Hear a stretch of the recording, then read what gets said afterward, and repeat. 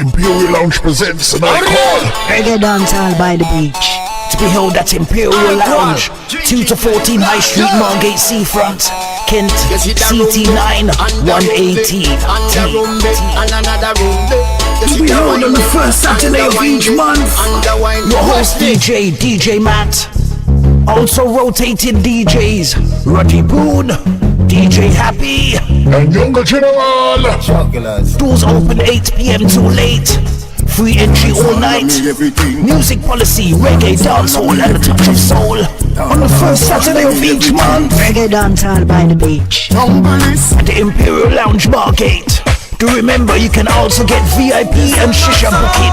More info on the World Jam Global website. That's www.worldjamglobal.com. Also www.imperialloungemargate.co.uk. See you there. It's the right thing you doing. Rebellious like Malcolm. 1, 2, 3, swing it. Do you have an old sound tape or your favorite cassette tape that you want converted to CD or MP3 format? Do you need a demo CD, radio ad, a DJ or even a sound system for your wedding, birthday or special occasion? Then why not get in contact with KTR Records on 07931 152 448 or check out our website on www.ktrrecords.com. We have been in business since 2004 and also undertake community projects. So for your remixes, dubplates and all your sound editing needs, why not contact KTR Records, official sponsor of World Jam Global Radio. KTR Records, coming your way.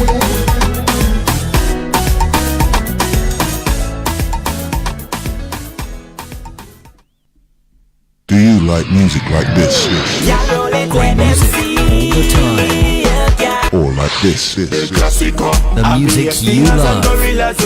Maybe this. Great music that makes you want to turn up the volume loud. Or life track like this. Especially where human life is concerned. Surely, sooner or later, people will realize that lives actually matter. Then you're in the right place. Keep it locked to World Jam Global, where music is harmony. Music 24 hours a day, 365 days a year. Yeah, you're my World Jam. Hotter than them. See live schedule. You see, it's here. You see. New feature coming from World Jam Global Radio in 2018. World Jam Global Top 10. To vote for your favorite artist, go to twitter.com/worldjamglobal or facebook.com/worldjamglobal. So pick the right track where you want to have in your car, at your house, a rock. At them.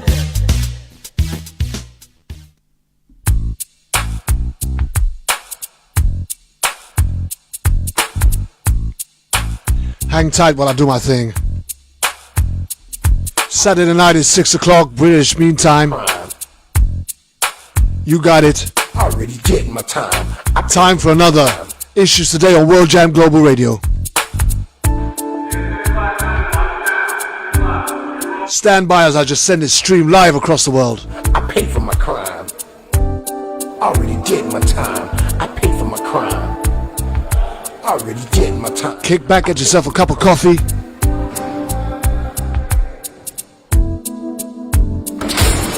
Back in the day, I didn't really care about the system. It was all about survival. I got a host of guests lined up to speak to you today about a very special project I was too young and foolish to that we should have done a long time ago. In the street, there was not a man I couldn't beat. Title of today's show is The Setup. Quick on my feet, I was swimming in women. I had girls all over the street. I was. And by the time we finish with you today, you'll understand exactly why. Whole game has been rearranged.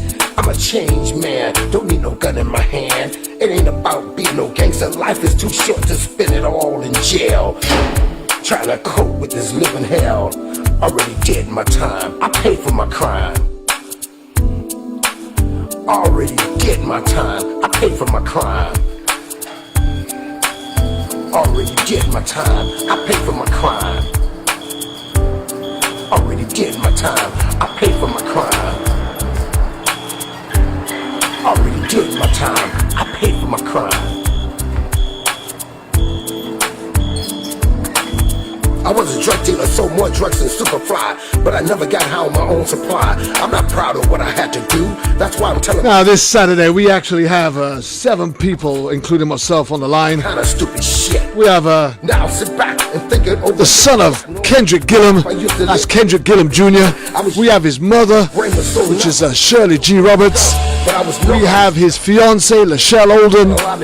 We have the mother of the co-accused, Arnold Schwarzenegger. Lorraine Thompson, Doris Wilson. The mother of that's DeMarco Wilson. We have his girlfriend, fiancée, Cynthia Hall. Could be facing life in prison. And they're all here to talk about one thing. Life without parole, the setup. Already did my time. 1997. Already did my time. 21 years fighting for freedom. My time. Baby, my crime. Baby, my And I can guarantee you, these group of guests that I've got today have got a lot of things to say. I paid for my crime. Already did my time. I paid for my crime. I'm trying to get this felony off my back so I can get my life on track and have the right to vote and live like an ordinary citizen again. This is my message to all of my friends in the pen, statewide, worldwide. There was not a You can catch us live on www.worldjamglobalradio.com. women and women. I had girls all over. Live streaming on the internet. Life was so sweet. You can also catch me, The whole game has been rearranged. I'm a changed man. Kervin Julian live on Kervin Julian Facebook Live, on Issues Today Live, on World Jam Global Radio Live. Trying to cope with this living hell. Already did my time. I paid for my crime. Already did my time. I paid for my crime. Already did my time. I paid for my crime. Already did my time. I paid for my crime. Already did my time. I paid for my crime.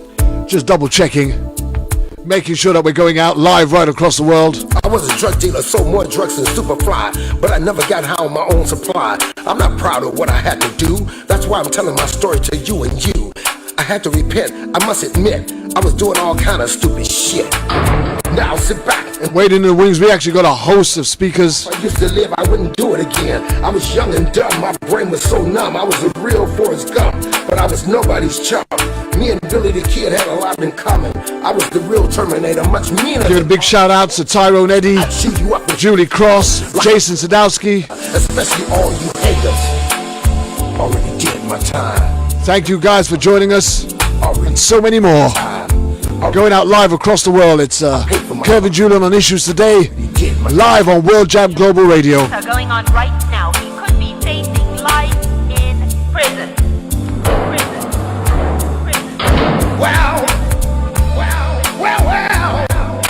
And I just want to say, if you've got a story out there that you want to tell, trying to cope. then you can just contact me directly. I'll listen. And we'll give you a platform to share. Yes, I am. Yes, I am. Yes, I am. But in just a very few short moments, we're going to be live with Cynthia Hall, Doris Wilson, Just living hell. Kendrick Already did. Gillum Jr., I paid for my crime. Shirley G. Roberts, and Lachelle Who are in heaven? Gillum. Hallowed it be thy name. Thy kingdom come. Thy will be done on earth as it is in heaven. Give us this day our daily bread, and forgive us our Standing by for another live broadcast. trespass against us. And lead us not into temptation, but deliver us from evil. For thine is the kingdom, the power, the glory, forever and ever. Amen. On February the 1st, 1997, Charles Newsom was shot in the back and arm while driving in West Memphis, Arkansas, and he bled to death. Antonio Williams, Kendrick Gillum, and DeMarco T. Wilson were subsequently convicted of murder and sentenced to life imprisonment without parole. He who was out sin. We're going to talk about the key witnesses, stone. We're going to talk about the evidence, I'm trying to get this or the lack of it, so I can get my life on track. and we're going to talk about all the conflicting Like an ordinary citizen again. testimonies that was given To all of my friends in the pen, statewide, worldwide, by those that had an ulterior agenda, stabbing different motive, and a reason to put somebody else in the frame. Yeah. So I just want you to stand by.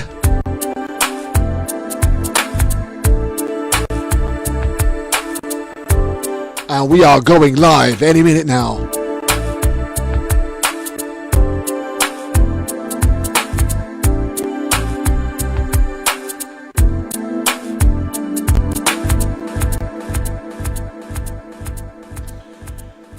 So okay, I got a whole host of guests who are sitting in the wings and waiting to speak.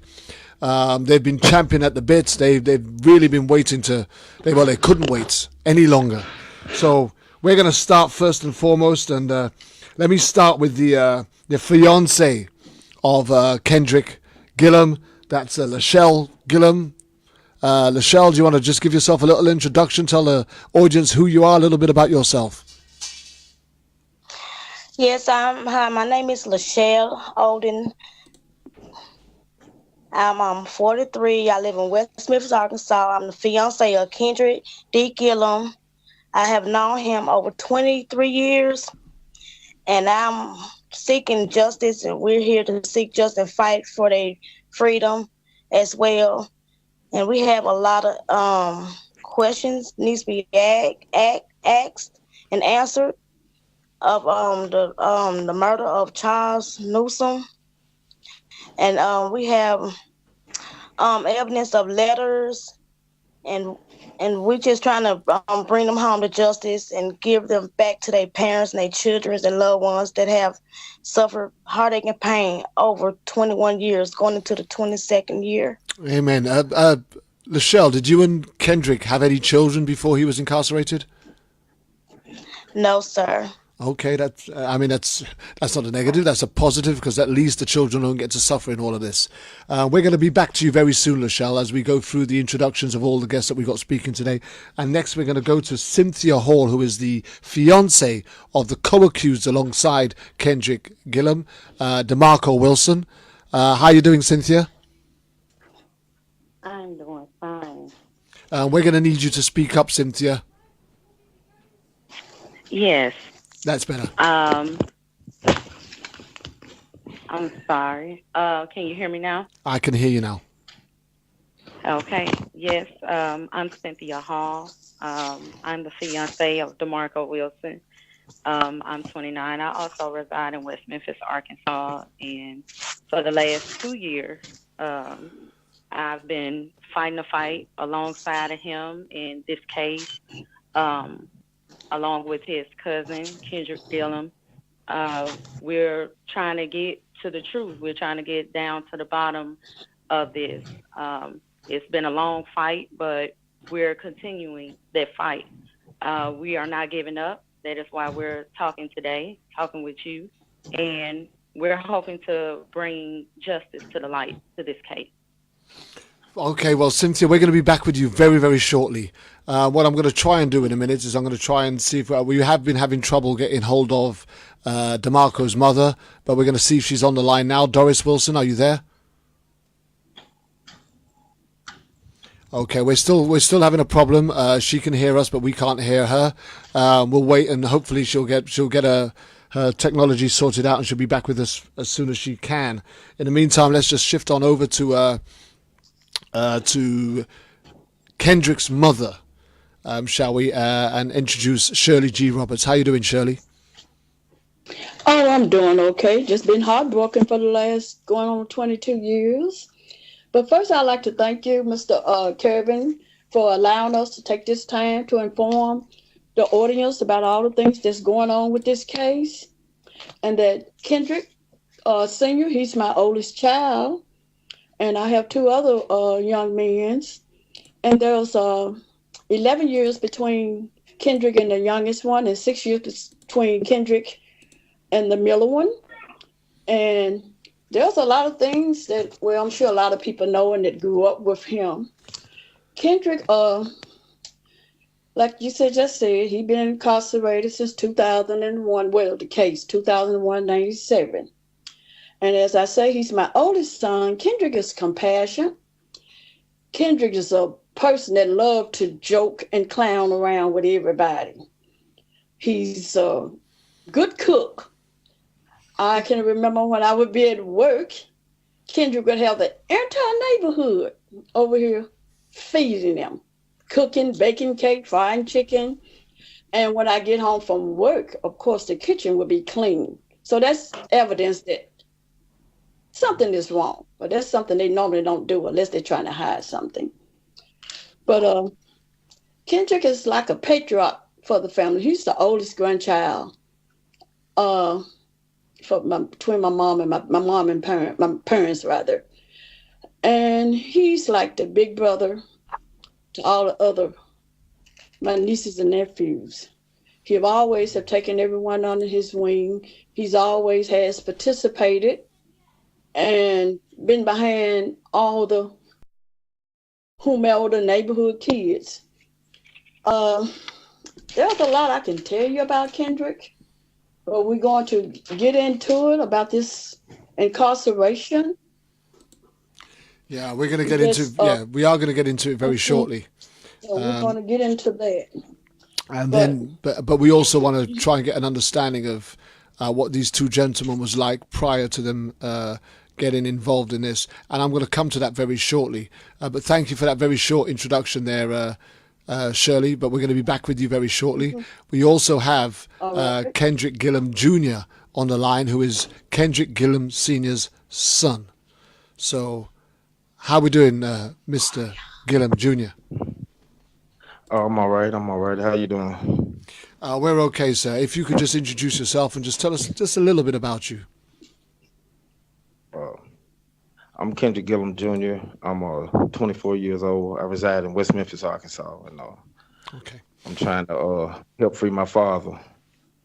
I was 3 when he left, and it's been hard on us, me and my sister, and we're trying to just seek justice for my father. And everyone, they knew my father. Everyone where I'm from knows that they're innocent of this charge, and it just doesn't make any sense. So, I've been reading, and he sends me certain paperwork and stuff, so I try to help when I can. So that's why I'm here today. Okay, well, we're really gonna get into it very shortly. But have we got Doris Wilson back in yet or not? Okay, well, there's still no Doris. We really do apologize. We do know that she's on the line. I can see her on the line, but there's some technical difficulties. And apparently she can hear us, but for some reason we can't hear her at the minute. But as soon as she's able to work that out, we'll try and get her live and get some input as far as DeMarco's concerned. But we do have Cynthia Hall, who is DeMarco's fiance, and she's here representing him as well.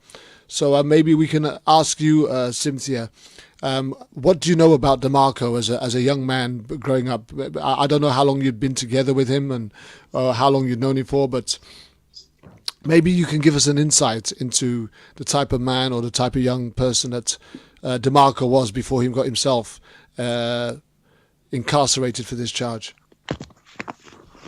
Well, what I do know from family and friends that do know him, very ambitious. He's thoughtful in my eyes and from everyone else. Just a loving person. You will want to be around him.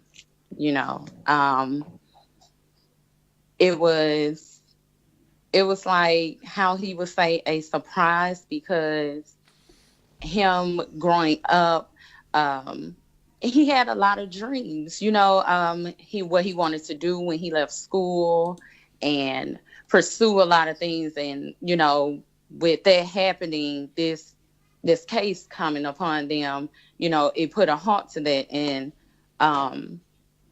it's just now speaking with him, he still reminisces about it and about his childhood, his mother, her being caring and working hard, and he's seeing that, he's taking that, and him being the oldest, showing that leadership to his brothers and sisters. But an all around person, he is loving. And it's just, whenever I think about this case, it's heartbreaking, to have someone, like that, behind bars. It's just, it baffles me.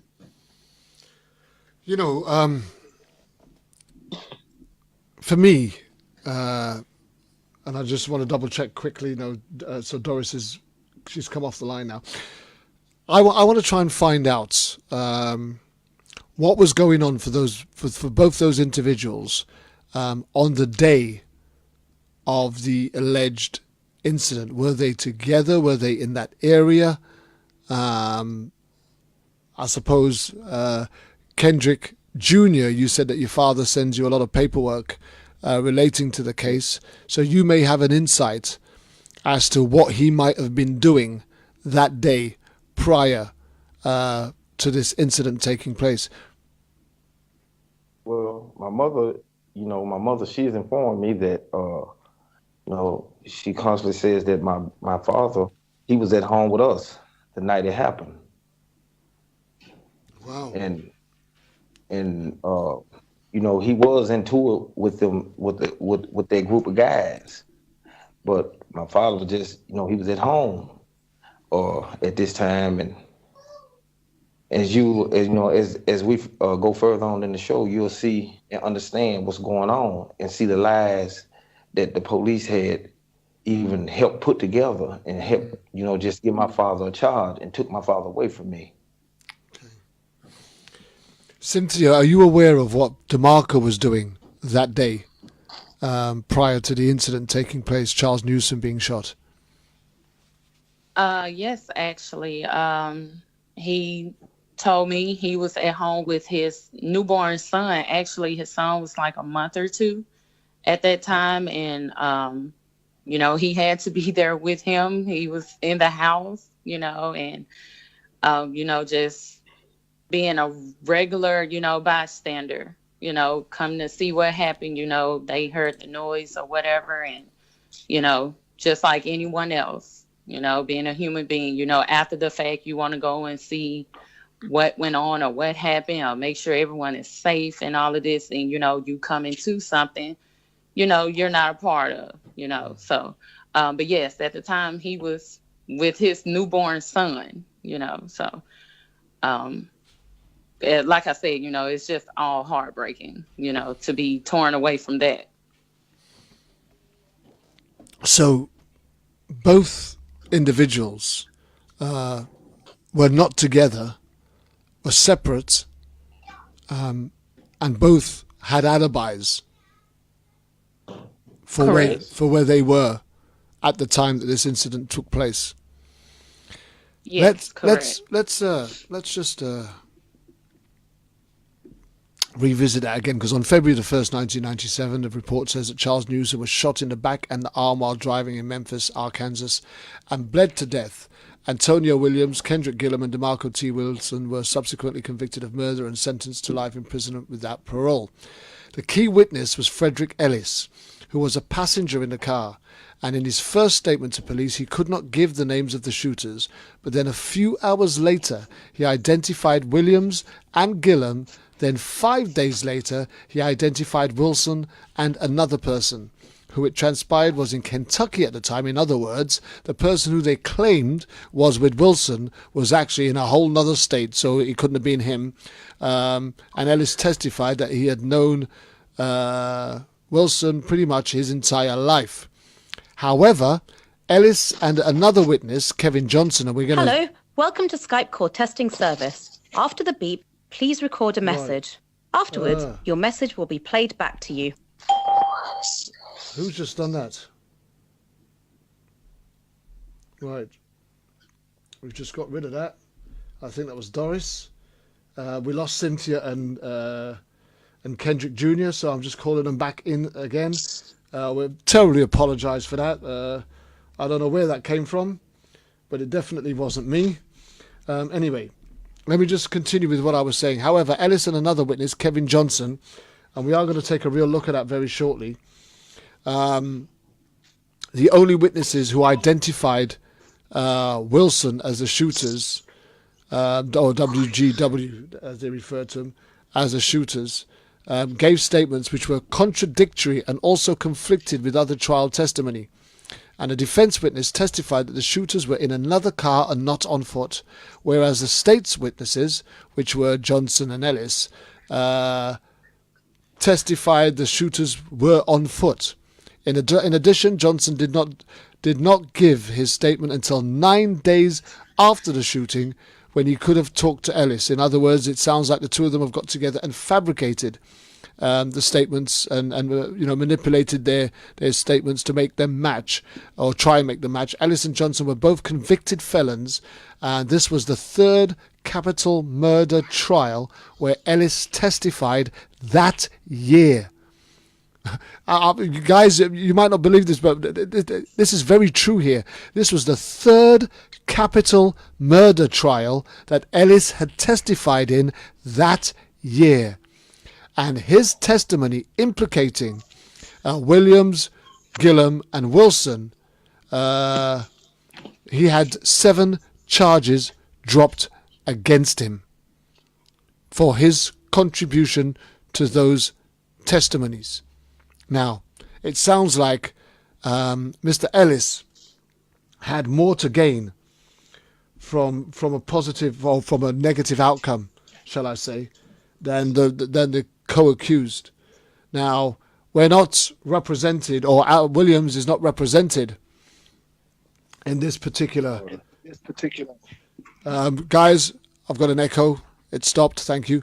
And I do believe I'm going to go back to Kendrick Jr. now, because I believe that Antonio Williams, somebody needs to turn off their sound or whatever it is, because we've got the echo coming back.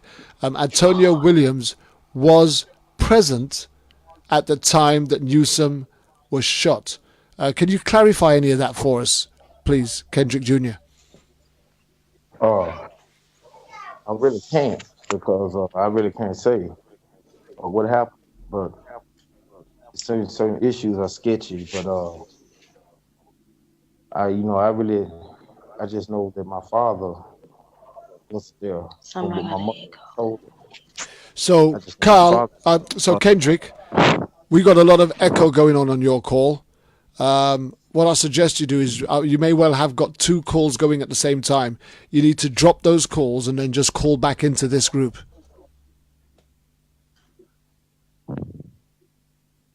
Okay, I'll try. You may well have. In fact, hang on a minute, Kendrick. Can you speak again, please? Yes. Okay, the echo's gone, so it's not you. Somebody else had a couple of calls going on. It may well have been Cynthia, because she's now left the group. Okay, so from what you know, because again we've not got nobody representing Antonio Williams here. Do we know whether he was present, if he was there, or not? Like I said, I can't say, because I wasn't there, but I just know that my father wasn't there. Okay. So here's the thing. It was said that Ellis claims that he knew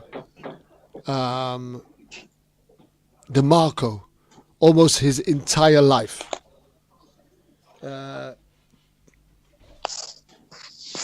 And we've now got nobody representing. Doris, are you there? Right, Doris is back on the line, but we still can't hear her. Cynthia has gone, so we've now got nobody representing DeMarco, and it's I might can answer the questions for you. Yeah, go ahead, my friend. So did was Ellis and DeMarco acquaintances? Did they know each other? Guys, this noise in the background is absolutely killing this broadcast. Yes, they knew each other. They knew each other. My father knew him. My cousin DeMarco knew him. They all really kind of, in a sense, ran into some of the same circles before all of this other stuff had started happening. Okay, so let's just be clear here. Are we talking about gangbanging with these like gang members? Were they part of a crew? What are we talking about here? Try and clarify that if you can for us, Kendrick.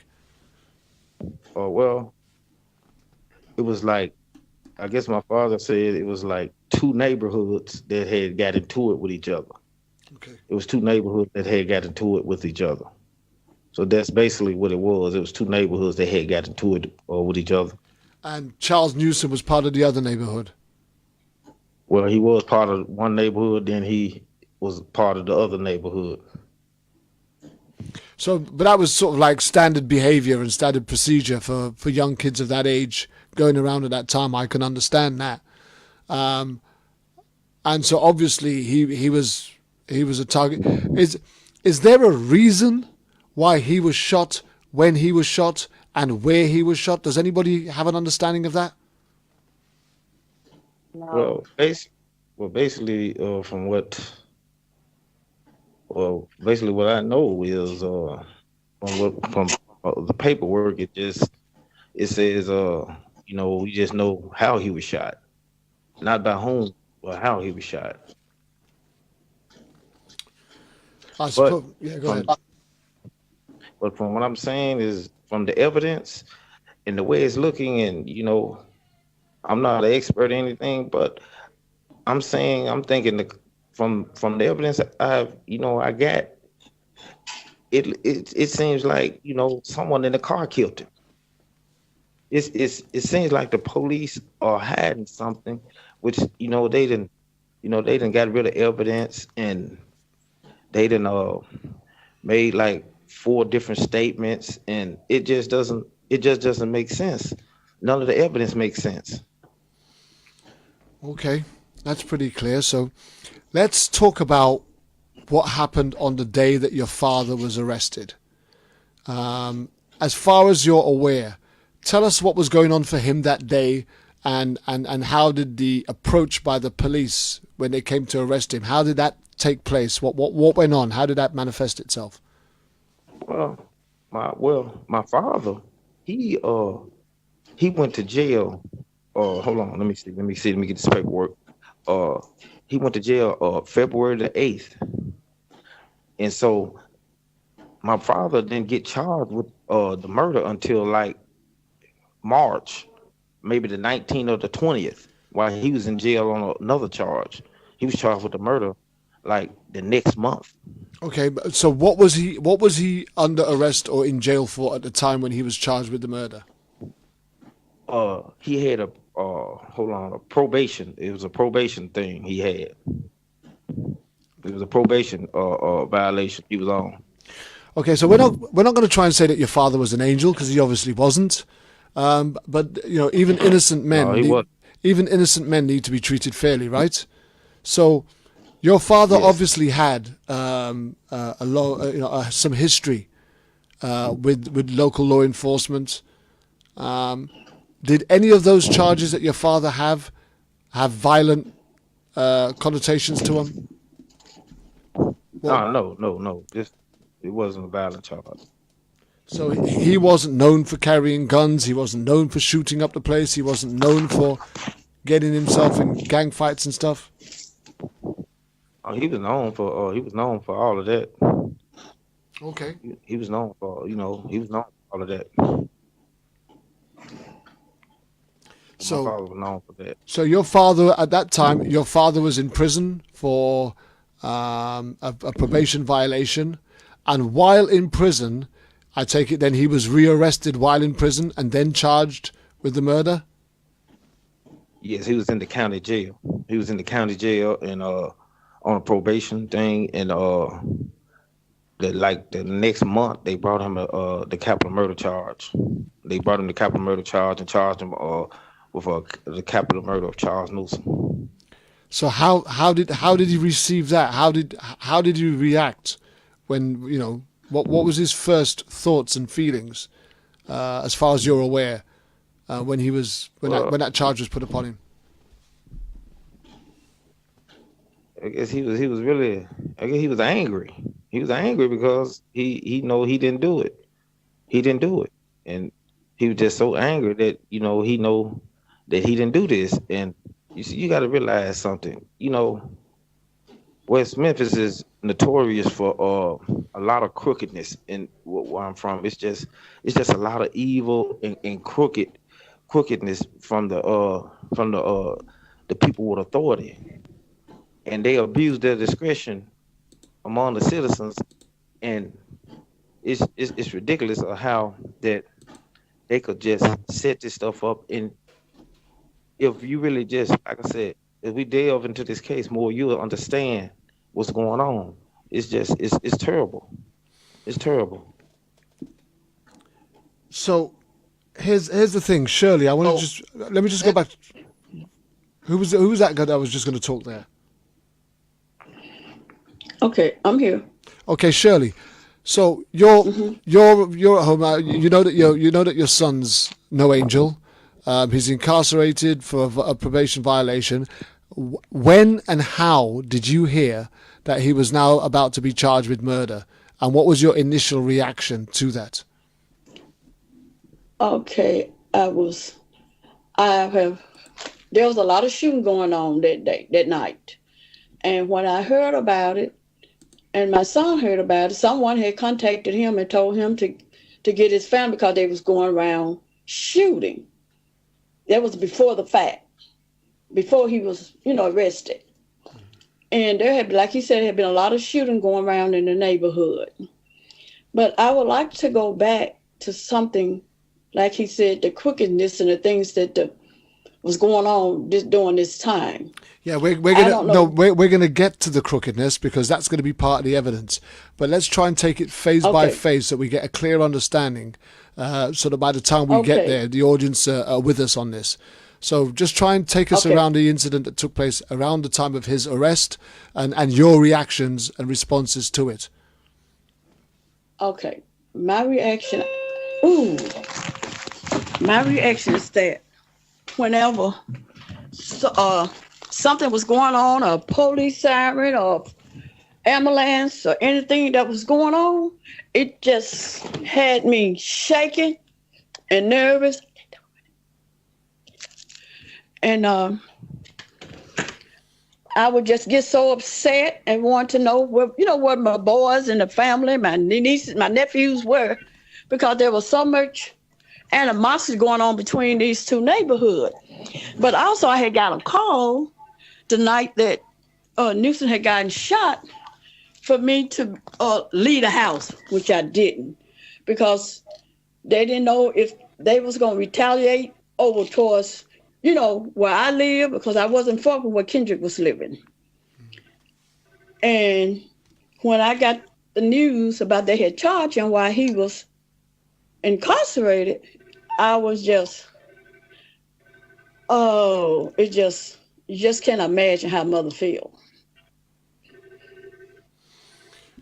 So the news took you by shock. So it was, in other words, yes, you were, irrespective of what you knew about your son, you were greatly surprised that he was facing this charge.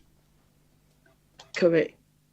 I was just outdone, because I'm trying to. How can you do this? And when I already have gotten word after the fact that most of the policemen knew that he didn't do it, because, like I said, we'll talk about that previous things that they had done that they couldn't put a charge on him. Yeah. And this is something that they have been trying to do for the longest. I'm hoping that Doris has managed to get herself online. Doris, are you there? I am. Hello, Doris. Hello. Okay, we finally got Doris Wilson on the line. That says DeMarco's mother. You just want to introduce yourself quickly? Okay, and I apologize. I'm not sure what's going on my end, but thank you guys for being patient. My name is Doris Wilson, and I am DeMarco Wilson's mother. I currently live in Austin, Texas now, and the actual trial, the conviction of DeMarco has a lot to do with that. It was just very difficult to live and be subject to the police there and just paying taxes in a state that would rob young people of any type of future, any type of hope. But currently, I do live in Austin. I still have family in Arkansas. My dad still lives there. Prior to me moving to Austin, I moved to Memphis immediately behind the incarceration, behind the trial. It was just so overwhelming. Changed my life. The first year, family members thought I was having a nervous breakdown. And this is something that Shirley and I, and we've kind of walked hand in hand with that. They've already explained the family connection that intertwines Ken and DeMarco. This opening, I heard a lot of the questions, couldn't come in, but as far as Antonio's mother, which is Margaret Williams, and I were friends for many years. DeMarco did know Antonio, but they were not friends that hung around. So I know you just kind of wanted me to introduce myself. I'm just glad that you can finally hear me. It's so much that I want to say, and I'll just try to take a break and kind of, let you do what you do. But thank you also, and everyone else that is participating in this. It is way long overdue. I heard you say earlier that had you known about it, that you would have come to the rescue earlier. I just have to say God does everything in his own time, because it's certainly not that we have not wanted for the last 22 years. Actually, November 7th marked the actual anniversary of their conviction. So November is always a hard month. It's just a lot, but I'm here, guys.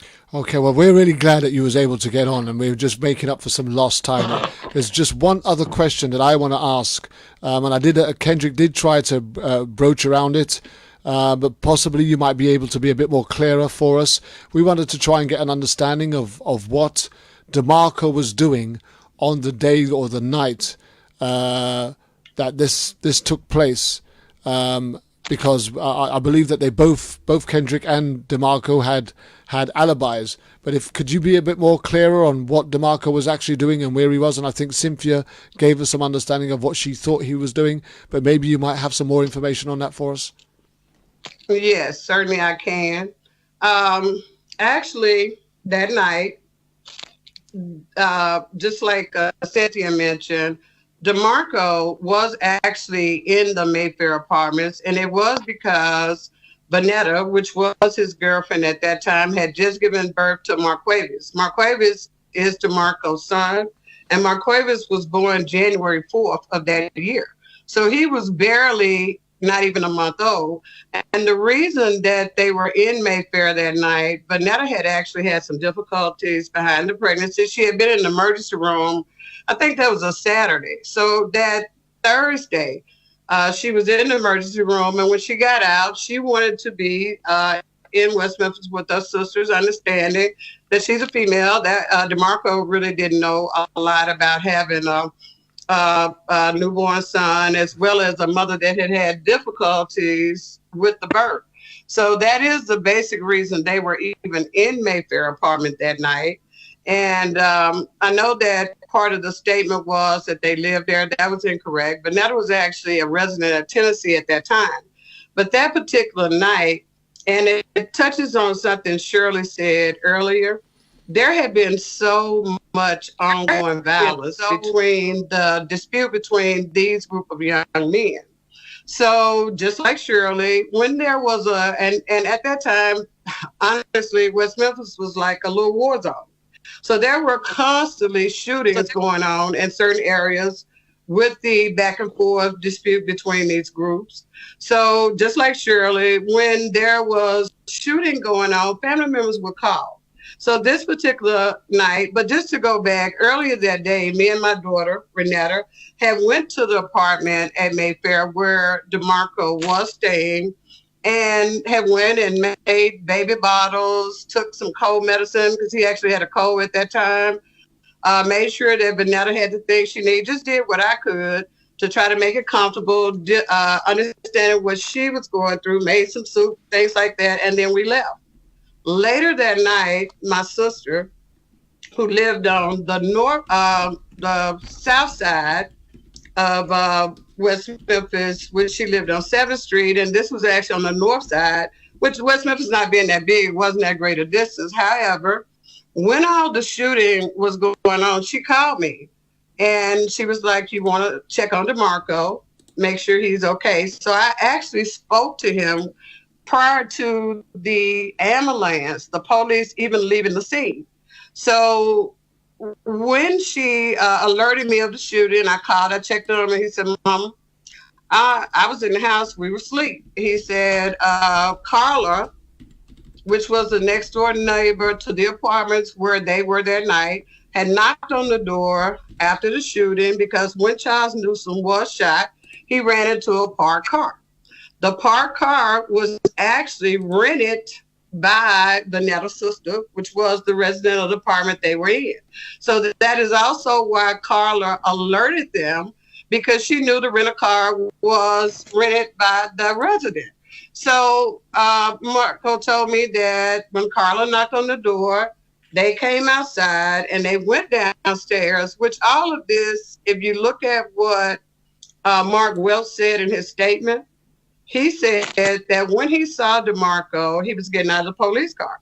And I believe everything that Mark Welch said. He had no side to take in this, I don't believe. So I felt like he told exactly what he saw. So the reason DeMarco was getting out of the police car, not because he was being questioned as a shooter, is because he was doing the statement for the rental car being hit. And there was a police report in regard to that. So this is when DeMarco became even aware that Charles had been shot. But like I said, I called him and he was like, Mom, I'm standing on the balcony and I'm looking over, which the way the apartments were set up, he could see over on the other side and saw that the ambulance was on that side. He knew what had happened because just like Mark Welch said, after he got out of the car, he stood out in the crowd. So I did think that what Mark Welch said about DeMarco's behavior probably made think, because he said he was smiling. Well, like I heard Kendrick's son say earlier, there had been some beef, and there's a lot that goes with that. I'm not trying to say anything ill about Charles Newsom, but it is, I mean, the story is what it is. But going back to that night, so, and I asked him, I said, he said, Mama, I said, Mark, did you have anything to do with it? He said, Mama, I was in the house asleep. He said, I did not know anything about it until Carla knocked on the door. But in addition to that, he wasn't the only person in the apartment, which was a lot of the frustrations with the trial, because DeMarco's public defender, when we met with him, and Shirley might remember this, he didn't even know out of the discovery what statements pertained to which dependent. So it was just a whole ordeal. And when you start talking about it, it's hard to shut up, but I'm going to stop. I hope I did at least answer the question that you asked. If not, trust me, I can continue to say more. Right. You did. You answered the question. We got a great understanding of that. And just before we really go into opening this up, both you and Shirley, had sons that you knew were not angels. They were, not living the best, not always making the best choices. So I would imagine when, as Shirley tried to explain that the area has been shot up that night, I would imagine on instances like that, you were always worried and checking up on where your kids were when you heard about gunfires or people getting shot, right? Right. Correct.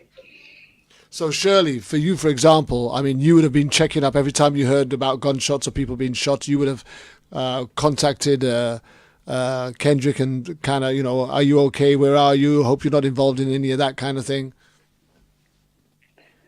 Yes, whenever, like Darby said, no matter what area it was in, we would always get a phone call that shooting is going on. My mom had gotten you got to excuse my emotion because this is just overwhelming. Yeah. But my mom had got what you call it, a CB radio? What you call one of those radios? You can hear a scanner. CB scanner. My mom had gotten a scanner because there was so much going on. So when everything, you hear it over the police, the scanner, my mom would always call. Like I said, it had all family members just up on edge. And like Kendrick was at home that night with his son, and he had gotten a phone call from some other fellas telling them that he had been shot. So, and I had checked in, and he had called me, and he was at his girlfriend's house with Kendrick Jr. and his little sister and his daughter, which just had been born. She was just born in July of that year. Not 97, but July 96.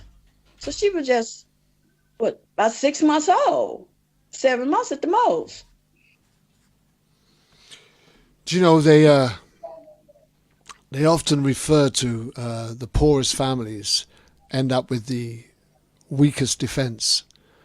And it sounds like both Kendrick and DeMarco had alibis. They both had people that could testify that they were at home and they weren't near the scene of the crime. My question has to be, how many of those witnesses that could give evidence in favor of DeMarco and Kendrick were actually called to give evidence in court? And anybody can answer. None. Kendrick. No, they won't let any come. None.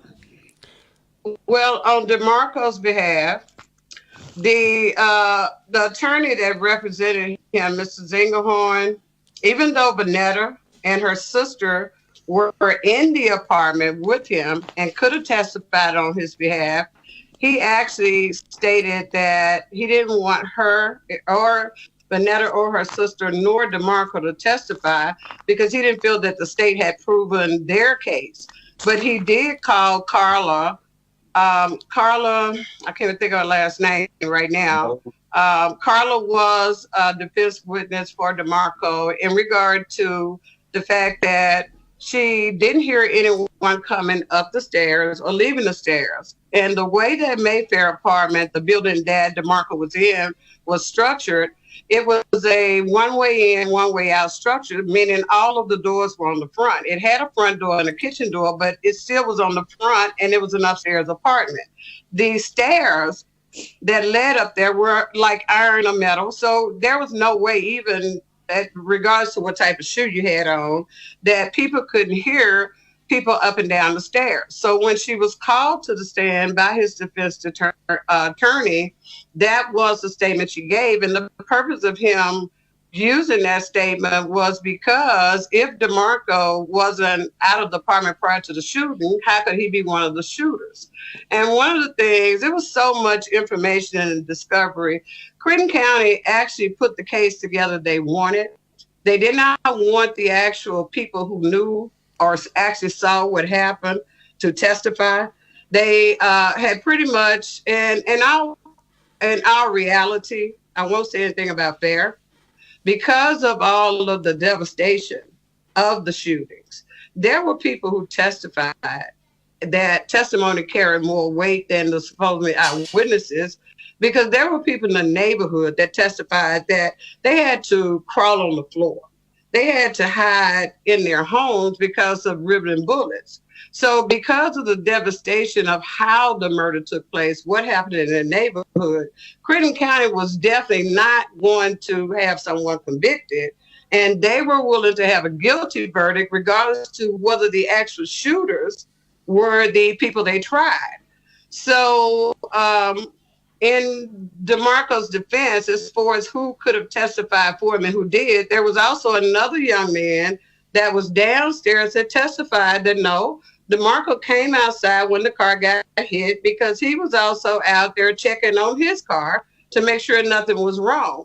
But I don't even understand, not even just them, the police officer that wrote the report. So you take someone in your car and you take a report about a car being hit and you don't even write down the name of the person that you're taking the report from. So why couldn't that information have been used? But not only that, the people who actually say they saw the shooters, if I remember the discovery, they said that those people had masks or a face covering. And they also said that the shooters ran across the highway. So if the shooters ran across the highway, and I know you don't know anything about the way the area is structured, but the other members of this call do, how would DeMarco have been able to get back in the apartment, get out of the apartment to come out? It's just ridiculous. Yeah. It's just ridiculous. But I'm going to say this and then I'm going to stop. I know a lot of times you ask why or what about that person's background. DeMarco had a situation with the West Memphis Police where he was actually at a godparent back in his younger days, resident, and that person had been served with an eviction notice. DeMarco wasn't aware of that person had actually entered that dwelling unlawfully.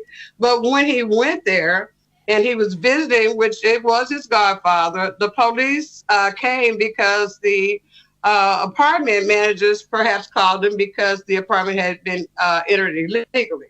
So anyway, when they went to court, because he did go to court, and the officer testified first, and then DeMarco testified. And when he testified, the judge told him, he said, Mr. Wilson, this is your lucky day. Because he actually believed, based on the testimony given, that the police did not follow proper procedure. And he told him that. But he also told him, your name better never cross my desk because we're going to hide you.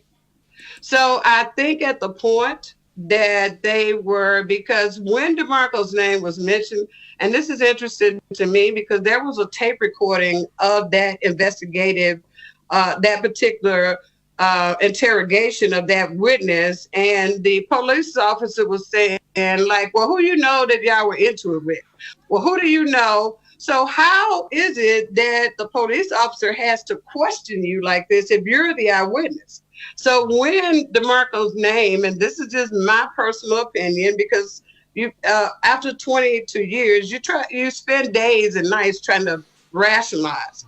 So I'm only assuming because DeMarco embarrassed the West Memphis Police because they didn't follow procedure, and the judge pretty much told him that was the only reason he was leaving. And I think that put a mark on him from that point on. And when he did get in some more trouble, when his name came up in trouble, they hit him. So I can only take that. That's why he was treated the way he was. Wow. There is so much to take in here. So here we are now. You've got two police witnesses who are giving evidence and testimonies claiming that Kendrick Gillum and DeMarco Wilson were the shooters. Now, here's a question, and maybe Kendrick Jr., you can answer this question for me. Is there a reason why the two witnesses would have pointed the finger at Kendrick and DeMarco as opposed to anyone else? Oh, yes. Everyone knows this because, you got two sides, they into it with each other. And, I was reading on my father's paperwork, and I seen something that one of them, the witnesses, he was on probation at the time. So I think that played a factor in it too.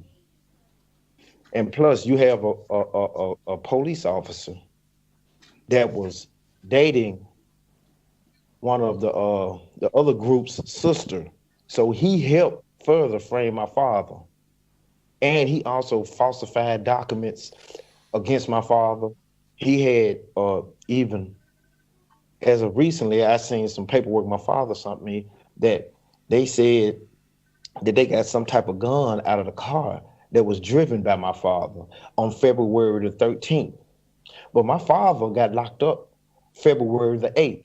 How could you get something off of my father off of the 13th if he was locked up on the 8th? And which it was, you could check in records. You would see my father was locked up on February the 8th.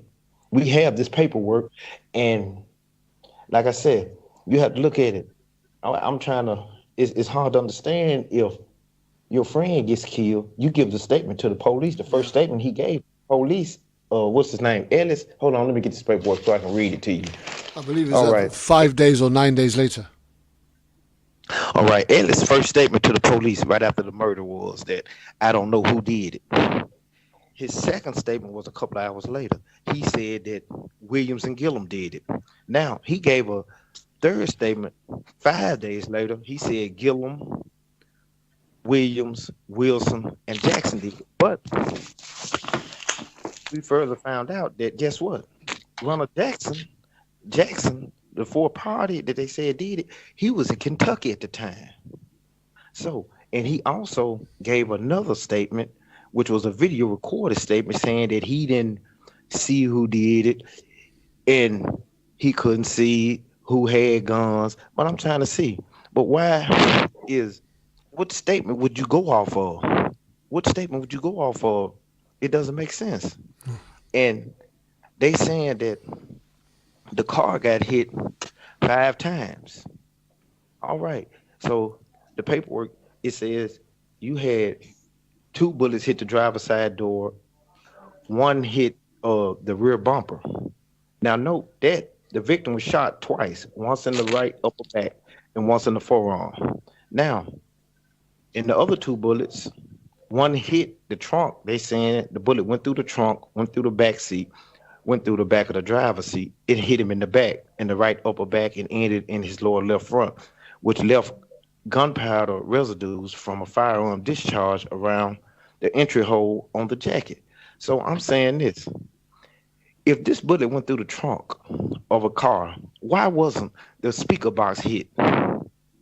He had a kick box in the trunk on the inventory report. Now, why wasn't this kick box hit? But at my father's trial, they had pictures of the car. But when it came to a picture to show of a hole in the back seat, it couldn't show a hole that was in the back seat. Now, note this. Now, the second bullet that they said that entered the car, it hit the top window and ended up in the headliner. Now, you tell me, where did all these bullets come from? Where did he get hit at? And why was a hole in the passenger seat, in the back of the passenger seat? And then, like, they hid evidence against my father, too. But my father, they hid evidence in that the gunpowder or the gunshot residues kit that was on the victim's hands and the bullet, the bullet ballistics report. Yeah. They hid this. They had this at trial, but they withheld it from my father. But my father got to, when asked about the ballistics report, the lawyer was like, I don't seem to see a ballistics report here. So the prosecutors were like, well, the ballistics report ain't ready yet, and the ballistics expert ain't through with the report. But we sent a representative from the West Memphis Police Department to get the bullets and the shell casings. So they had this. Well, they said they had this evidence, but 6 years later, my father, they get back in court in 2003. They go to a hearing.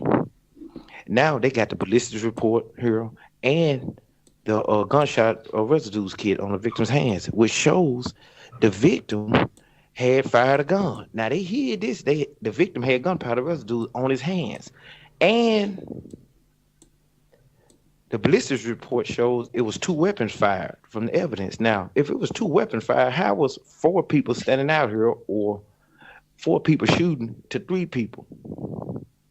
It doesn't make sense. It just doesn't make sense. So there seems to be a lot of contradictory and conflicting evidence. And you're quite right, none of it is making sense. So, yes, it doesn't make sense. Do you think pointing the finger at you and DeMarco was about the police just trying to frame anybody, or was there a specific intention to stitch you and DeMarco up for this crime? Okay. Well, my father said this. My father said this, that, you know, it was an officer, Detective Lawrence Vaughn. He was going with one of those guys' sister. So what I was thinking is that, now see, also the witness, his father, the dude that got killed, Newsom's father, gave a statement saying that it was 3 people in the car with his son instead of the 2. So, and Carla Nolan said it was 2 cars shooting at each other, not people running on foot. So you have to realize that it's something entirely wrong here, because they had been trying to set my father up. And Ellis, this is his third capital murder trial, testifying it within 5 months. He seems to be around a lot of murders. Yeah. He had 8 charges dropped against him for being so helpful.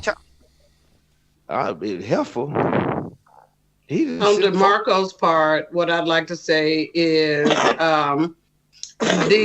prior to the trial that DeMarco and Kendrick and Antonio were tried in, there had been some previous shootings where family members, just like Kendrick's son is explaining, 2 groups that, for whatever reason, beefing or whatever they call it, at that time with each other. So prior to that trial, and I mean right before, there was another trial where one of DeMarco's brothers and one of his cousins, which would be cousins to Kendrick as well, actually were found that their trial that they were in for a murder was self-defense.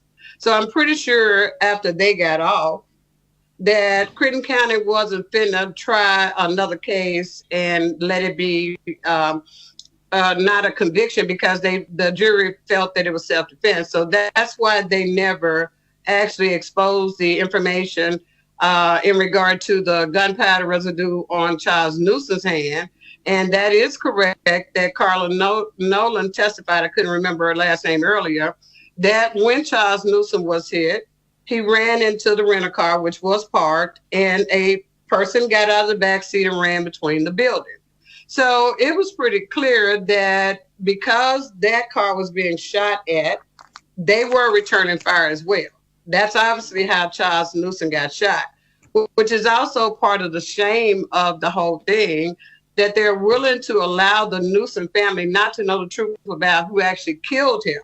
Now, as far as with DeMarco, like I say, I really think that West Memphis police, from that incident when he was not convicted of what they arrested him for, and they felt like that he should have been guilty, because actually what it was, when he was in the apartment that his godfather had entered unlawfully, when they arrested him, he had some marijuana, if I'm not mistaken, on him, which is what he actually got arrested for. So, but because of how they either didn't read him his rights, I don't remember exactly, was whatever, the judge said that they didn't do their job, the reason he got away. So I do think that, like I say, and you have to understand the mindset of the type of people we're dealing with, for him to actually be guilty of something but not actually be able to be convicted of it because of something they didn't do. I certainly think that would have been a sore spot with them, but just basically because he was in the family with one of the groups that they were beefing with. So when the interview or the interrogation with the witness, and he was asking, well, who have y'all been into it with? Well, this is when DeMarco, I don't know how many days into it was, but this is when DeMarco's name first came up. So that's how he got involved, because they're asking, who have you been beefing with? Who have y'all been into it with? Who have y'all been? And because he was relatives with other people or hung with those people and they were into it, then yes, that made him someone that would have a reason to. And that's all they needed. So I want to go back to where Doris was saying that our nephews and DeMarco's brother was free of a self-defense. Now, during that time, the shooting happened in our neighborhood, and the police put Kendrick in the midst of it and said he did the shooting. But it so happened that he had character witness when the shooting happened in the neighborhood. We had a superintendent. We had another young lady that been knowing Kendrick all his life. She testified and told him Kendrick was not on that street at the time the shooting took place. But they did everything under their power to try to say Kendrick was involved. I don't know what's going on, But anything happen, they try to put Kendrick in the midst of it, even if he's not there. You know, the thing is, we're fully aware that you have prominent figures in the community, whether they're gangbangers or community leaders. There's always prominent figures in the community, popular guys, people that are well known, those that carry the conscience of the local youth, etc., and those that oppose it. We're fully aware of that, and that happens in every community that you go into. And when there is a big scene, as you know, we don't have, well, we are beginning to develop a very gang-cultured mindset here in the UK at the minute. It's just beginning to hit us, but not so much with guns, but more with knives. But you guys have been having this for years now, where you've had communities that have been run by guns and gangs. And so I suppose some people would think that if that's the way that those guys live, then that's how they deserve to go out. But as we said earlier on, innocent people deserve to be treated as innocent people. And if they didn't commit the crime, they should not be serving life without parole for a crime that they didn't commit. Now, here's my question to any of you, right? Was there ever an understanding as to who might have been legitimately responsible for these killings? Well, yes. Well, we hear that from word around where we live at in West Memphis. We hear that a friend, the third party that was in the car, accidentally shot him. Was running from. See, when Nolan said that when the car struck the car on the side of the street, that someone ran from the side of the building and got in the car. But like I say, it's a lot of discrepancies against it. But from word on the street, they saying that the Robinson boy accidentally killed him. Terrence Robinson. Yes, they said he the one that accidentally killed Charles. Okay, so. But I'm trying to. Have we got an understanding of what part of his body did the bullet enter and leave, or did it? Well, hold on. Here you go. Right here. Well, yes, we do. Right here. Here it is. It says the bullet entered the right upper back. It went through the fifth rib. It hit the heart sac, hit the heart, it hit the lung, and terminated in the lower left side. Now that shows a downward angle, and they trying to say that it was a version of the AK. So if it was a version of the AK, an AK would have went clean through that sheet metal, and it would have went clean through a body. Yeah. So that this gun is not taking on. And let me ask you, what about the gunpowder residue? What about the gunpowder? Kendrick Jr., I'm not hearing you clearly. You need to talk into your mic better. You see, yeah, Kendrick, we can't hear you clearly, Kendrick. It's some noise in the background. Okay. Can you hear me now? Yeah. Okay. I'm saying about the gunpowder residues, it doesn't make sense. But see, like when my father went back, like 6 years after they were convicted, the ballistics or the trace woman said it was more like bullet white. And she was like, it would get on like the first thing it touched. It's like bullet white, it just wipes off. So I'm saying this, if it would get on what it touches, the trunk would be the first thing it touched, right? Yeah. All right, so how would bullet wipe get on the victim's jacket from all of this? And something else. If he got shot the way they say he got shot, why wouldn't any foreign material be around the wound at the side? Well, originally what it was saying was that you guys were was there a definitive, because you've had to witness which version of the evidence did they accept to be the truth? Did they accept that it was no, let me just finish.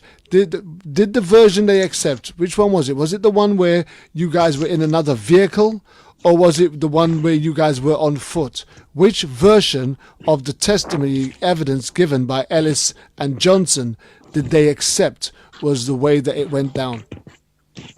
On foot. Yeah, that the shooters were on foot. That's the version they brought to court. So the version they brought to court was that the shooters were on foot, and what was the car doing? Was the car moving? Was the car stationary at a set of lights? Was it parked on a sidewalk? What was the car doing at the time the shooters approached Newsom at the car?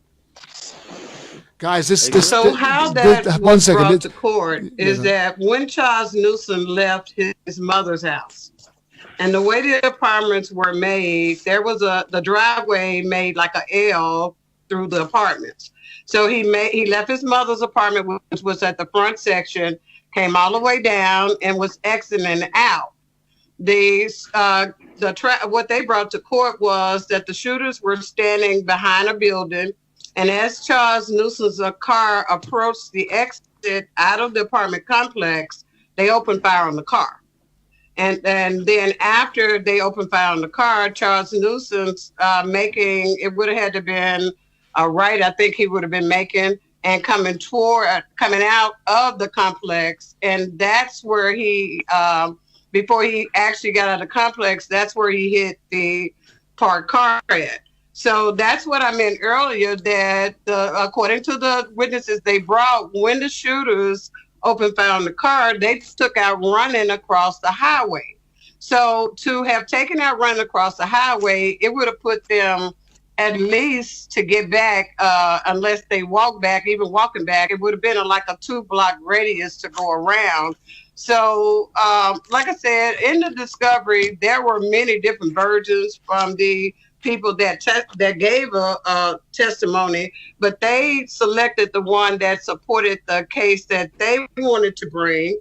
That's also why they didn't want any of the information in regard to who actually had gunpowder, because residue on hands or things like that, because they didn't have any of the supposed shooters that night to test into their hands.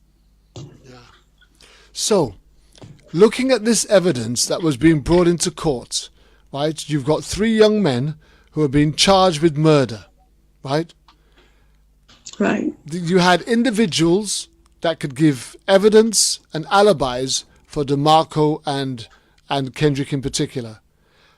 You guys have already confirmed earlier in the show that nobody was brought forward from the environment where these 2 gentlemen were residing, or they were staying, or where they were at that night, in order to give testimony, right?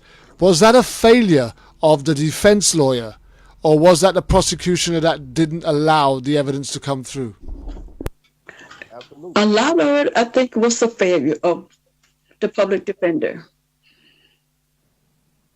Definitely in DeMarco's case, because like I stated to you, okay, so Vanetta was definitely willing to testify that DeMarco was with her, but Mrs. Engelhorn, his reasoning for only calling the 2 defense witnesses that he did, his position was that the state had not proved their case, because DeMarco also wanted to testify.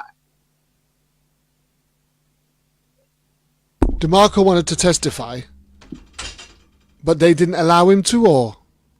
No, his attorney advised him that he didn't need to.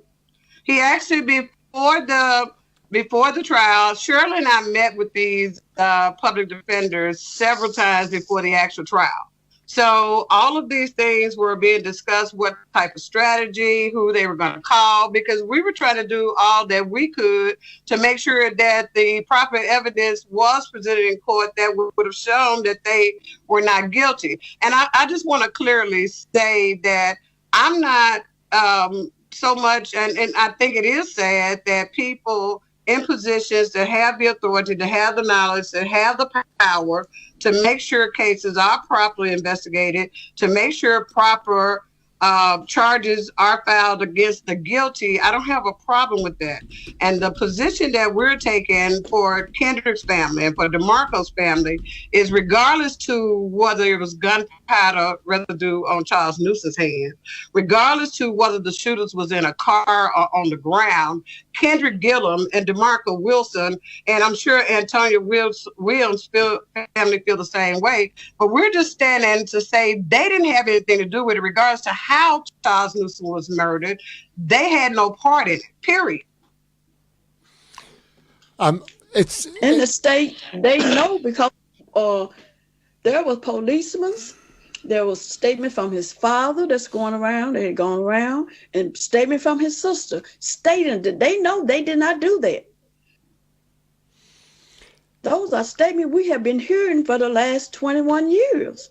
It must Almost be. 20 It must be absolute. levels. Sorry, it must be absolutely heartbreaking that for 21 years you've got two men in particular who are serving life without parole for a murder that almost everybody knows they didn't commit, and yet the justice system, which we would rely and expect to bring about a verdict of not guilty, which is what they should have done, found them guilty.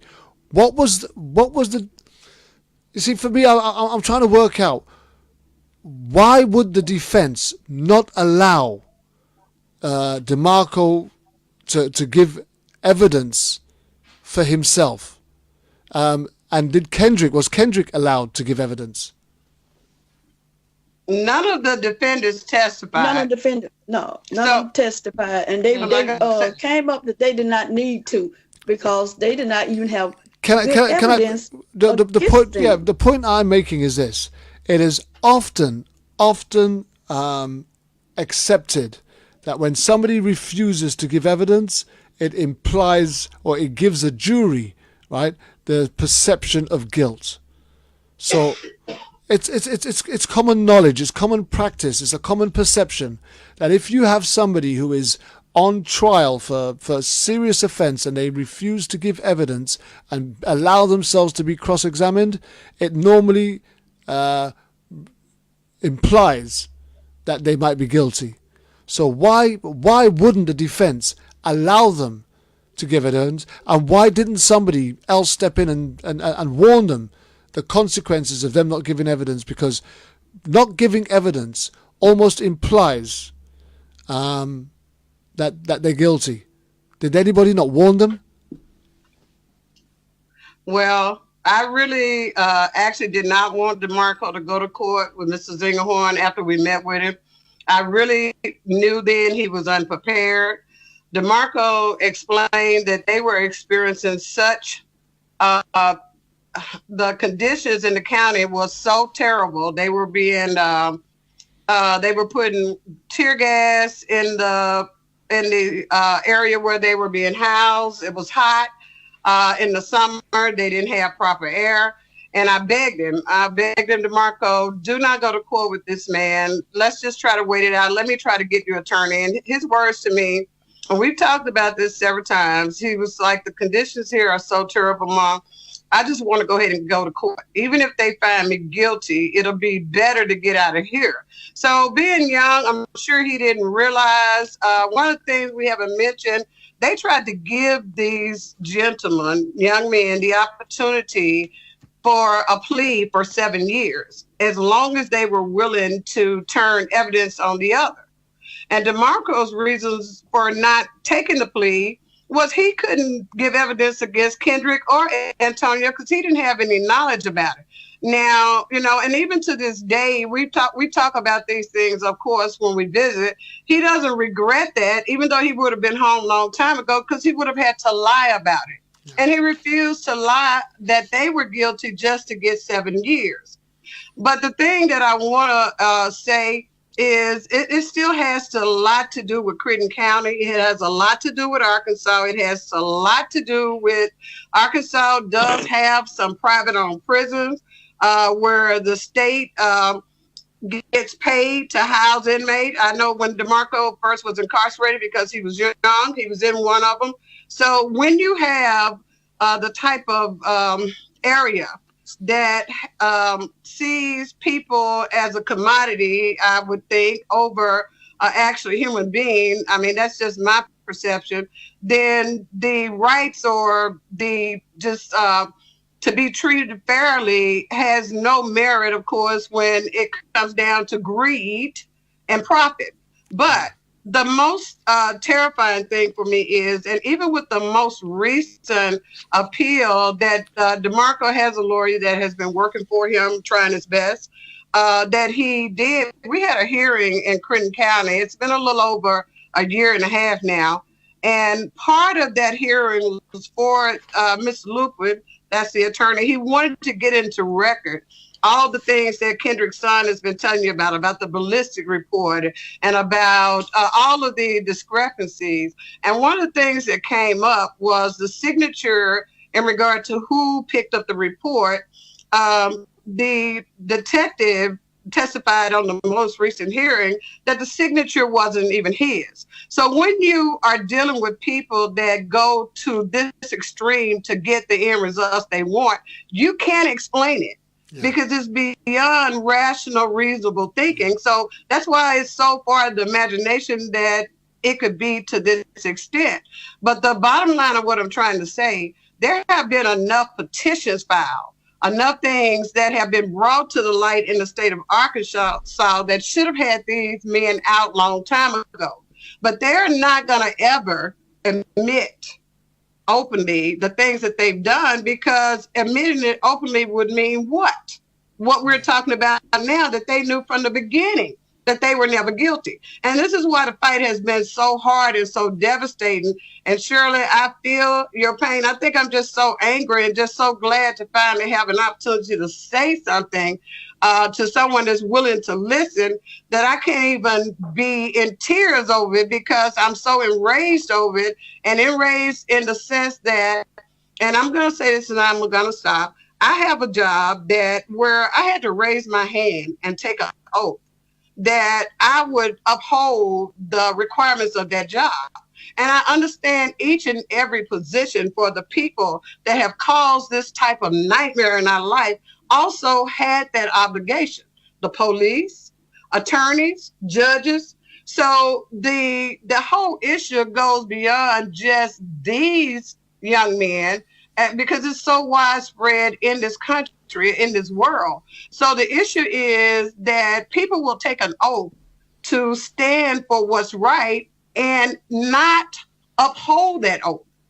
So like I said, there are so many aspects that you can examine this case from, but the position that we stand firmly on, what has ripped our hearts out, is they had nothing to do with it.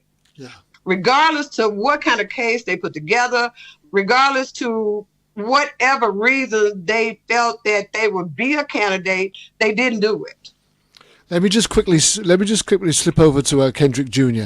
Because the question was initially raised because we were asking about whether or not, because it was mentioned by DeMarco's mother, Doris, that DeMarco wasn't allowed or was advised not to go up and give evidence, and your grandmother Shirley has reiterated that your father never gave evidence.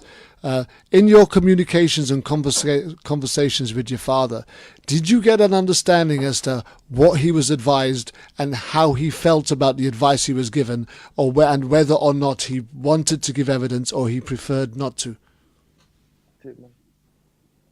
Well, they had. Well, my mother said she went to down there. My mother said she went to give a statement, and Lawrence Vaughn, the detective, told her that he didn't need a statement, that he had what he needed. So I'm more referring to what went on in the courthouse when it was time for your father to either give evidence or not give evidence. What was he advised, and what was his feelings to the advice that he was given? Was he in favor of not giving evidence, or was he objectional? Did he share that with you at all? Could you repeat the question again? In your conversations with your father, did he ever explain to you as to what advice he was given as to whether he should give evidence or not in the dock, stand up and give testimony and be allowed to be cross-examined, and what advice he was given, and whether or not he was in favor of the advice that was given, or would he have preferred to have given evidence? Did he ever share that with you? Well, they advised my father not to testify too. Okay, we get that. And when they advised him not to testify, how did he feel about that? Is that something that he was in agreement with, or did he object to that, and did he question it? Did he challenge it? Did he share any of that with you? No, he didn't. He didn't share much of that with me, but he was like to the point that he just, he wasn't, he didn't know because he didn't know what to do. He just didn't know what to do. I like to answer that one when we talked about it, and he kept telling me, Mom, if I'm innocent, I don't have to worry about it because I was not there, and I didn't do it. So he under the understanding that when you innocent, you're gonna be found innocent. But what do you do when the prosecutor goes into the jury room while the jury is deliberating? Okay, so we're gonna come to that in a minute because I do really want to talk about that very, very shortly. So what we're actually saying is, and it really makes sense, is that people have a belief that the justice system is supposed to be fair, and especially if they didn't do it and they know that the evidence is overwhelmingly going to show that they didn't do it, that by rights that they will be found guilty and allowed to go home. But my question still is, on the wealth of evidence that was being presented against them, rightly or wrongly, false allegations, false evidence, false testimony, the fact that it was coming up with the weight that it was coming up with, didn't somebody think to tell their defense lawyers these guys need to be able to speak back for themselves? Of course. And they kept telling us they didn't need to get on the stand because they felt like they were going to be found not guilty. But we brought it up. I don't know if they actually felt they were not going to be found guilty. I know that with Zingerhorn, of course we did. Of course. This was only a 3-day trial. From day one, we write notes, we passing notes to the attorneys, we asking them to ask questions. Yes, of course I felt like Vanetta should have testified. Of course I felt like DeMarco should have testified. Of course I shared this with Mrs. Zingerhorn. But yet and still, understanding we're having to put our trust in them that they know what they're doing and that they have their best interests based on the evidence they have at heart. So really and truly, and I didn't even think about it, I would love to have invited Mr. Zingerhorn to be in on this conversation because I would love for him to say now why he advised against it, why he strongly advised against it. So no, it wasn't that we wasn't pushing. Trust me, we were passing notes through the whole trial, giving them questions to ask. Yeah, so. And they did not answer one of them, I don't even believe. Do you remember, Doris?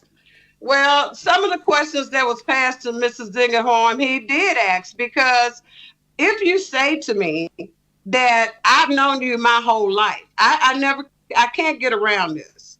And this is me and Shirley. We have known each other our whole life, but I've known her long enough to know her when I see her.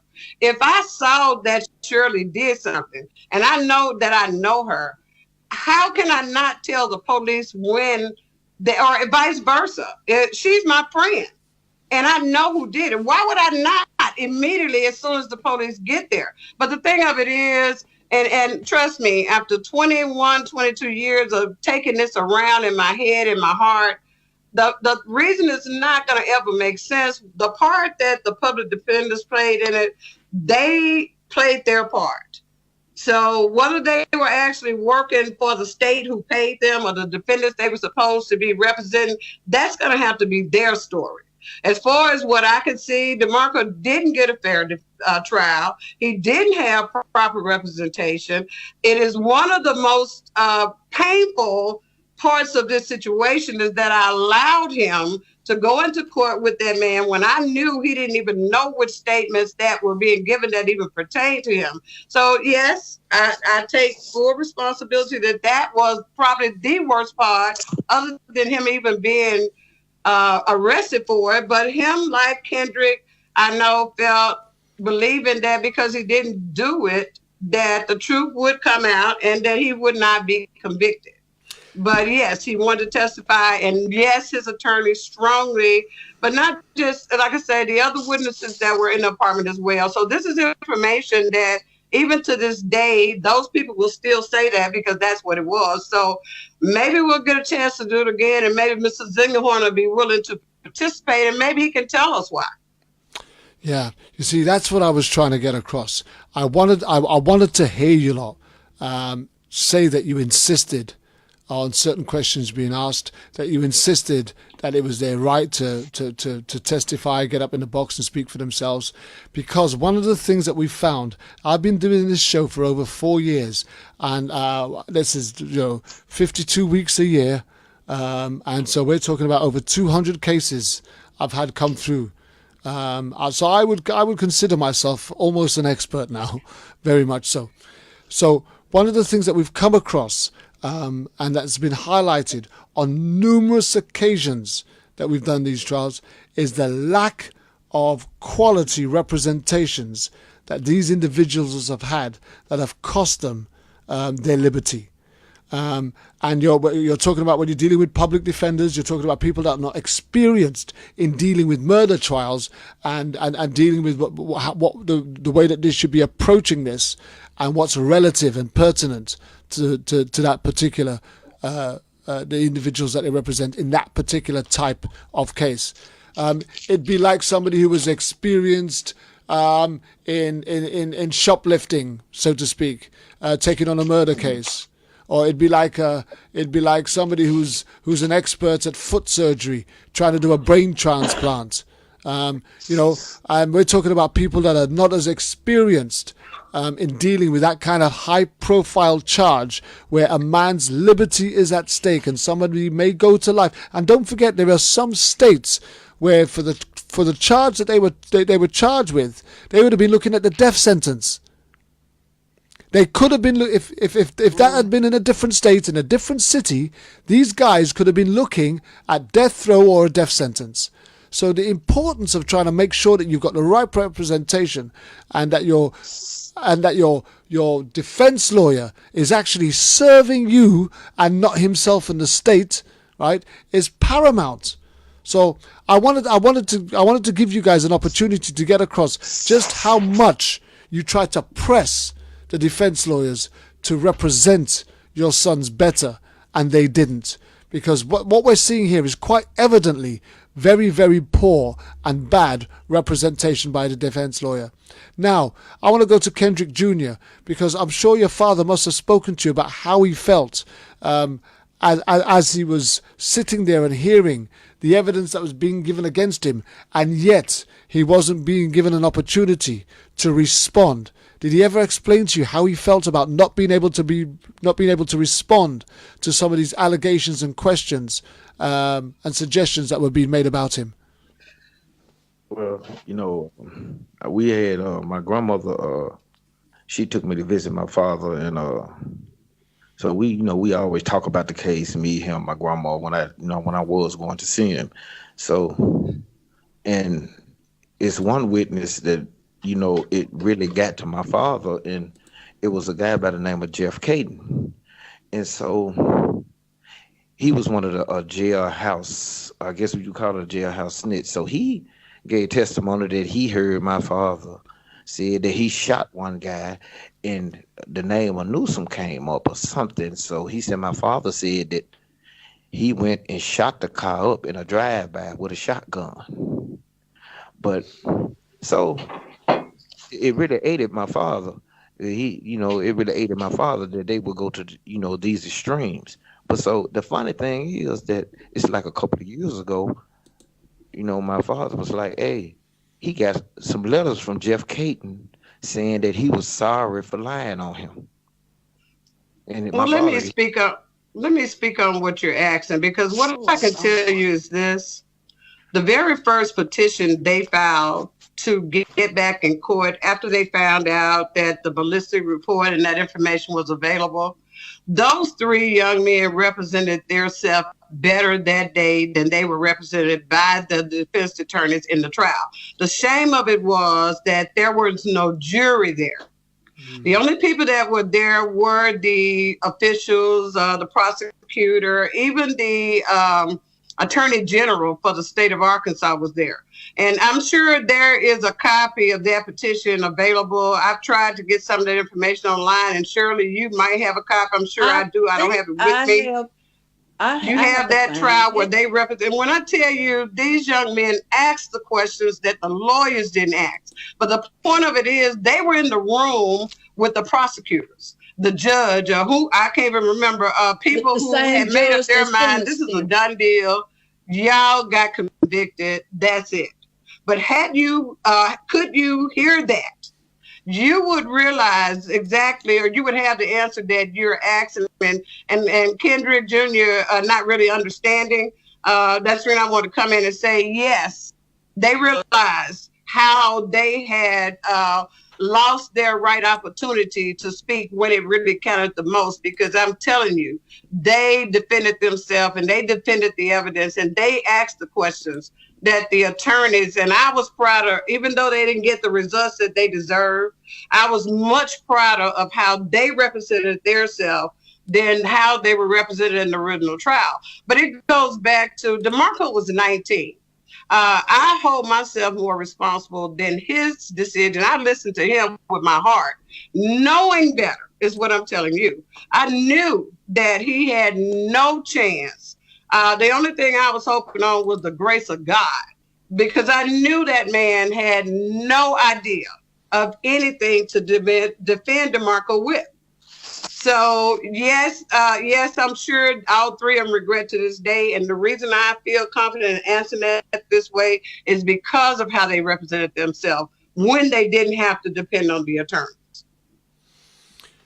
I got word back that when those three defended themselves, they was better than the lawyer, and they came back.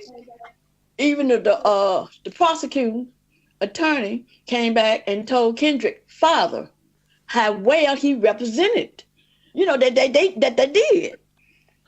And so if that come from a lawyer to tell Kendrick father how well they represented themselves, that tells you a lot, because there was a lot of questions, like Doris said, they did not ask. To me, Shirley, not to cut you off, that's a slap in the face. You mean the prosecutor, Fred Thorne? Yeah, I'm not for sure. I think it was Fred Thorne told Kendrick that, because it was a slap in the face how well that they represented themselves. But they did. They did a better job. They had the same judge, but they had the same judge that sentenced them, that ruled over that thing. And this man have had so many cases overturned in the state of Arkansas. This judge. The most ridiculous thing about Judge Burnett in that trial, I remember a statement he made about hurry up, his grandson or somebody had a little, I don't know, it was something. Oh, they had a Hogs game. And a car accident. Something, but he let it be known that he had something else more important that he needed to do. So for their three lives to be on the line, it was just an atrocity of what the court system is supposed to represent. Like I said, I understand the devastation that West Memphis was under at that time, and I can understand how people in West Memphis wanted something to be done, and that's fair. But get the right person. Don't just steal the life of someone because that answers a question. I mean, how ridiculous. I'm going to stop because sure, I'm going to stop. Yeah, I know. But I just want to throw this in right quick in our few minutes, because when we're talking about our nephew, we got your nephews, we cousin all wrapped up in the family. There was three of them. One of them was DeMarco brother. The other one was my nephew, one of my brother's children, and another was a neighbor. They went to court. But the first one, he was 16 at the time. They found him guilty and gave him life without. The other two went to court. They had a good defense, they won the case because it was self-defense. Would you believe when they found out it was self-defense, that child still stayed in jail until they passed a rule in Arkansas that if you was convicted under 18, that you can go free, and he just was released, I believe, a year and a half ago. And when I went to his releasement, that judge apologized to this young man from the way that the state did him. But see, Arkansas got a law, they do not want to pay you penalty when they have done you wrong. They would make you sign a statement because they know you want to get out, just to get out of this situation, to say you would not file a lawsuit against them. So what does that say? And then I just want to add this to what Shirley was saying. When you look at what this family, because DeMarco is family because of his dad. So we're talking about a family that had already spent hundreds of thousands of dollars for defense. Because the trial she's speaking of, DeMarco's brother and his first cousin, which is his dad's sister's son. So this was a family effort to come up with the $100,000 that it took to hire an attorney, the reason that they got a fair trial. So by the time, unfortunately for DeMarco and Kendrick, by the time that they needed this type of assistance, the family was tapped out. But the biggest mistake, and this is what I'm saying on DeMarco's part, was to allow him to go to trial with Bart Zimmerhorn. He had no defense for DeMarco, and he has admitted that to DeMarco's attorney. He has admitted that out of the trials that he's had, or that he has been the attorney for, that he felt like DeMarco's trial was the most unfair. So, like I said, I don't know if we'll get an opportunity, but if we do, I certainly want to invite him in on the conversation, because I would love to hear, even 20-something years later, what his position would be when he allowed them to steal my son. You know, as mothers, your heart must be breaking, knowing that your sons are spending the prime years of their life locked up in jail for crimes that they didn't commit. I can only imagine what it's like for Kendrick Jr. At this moment in time. That is 21 years, going on to 22 years, that you've not been able to share life with your father, and that your father has not had an opportunity to share life with his family. In your communications with your father, what is his biggest concern about the way that his trial was handled? Well, he's basically really he just upset because, you know,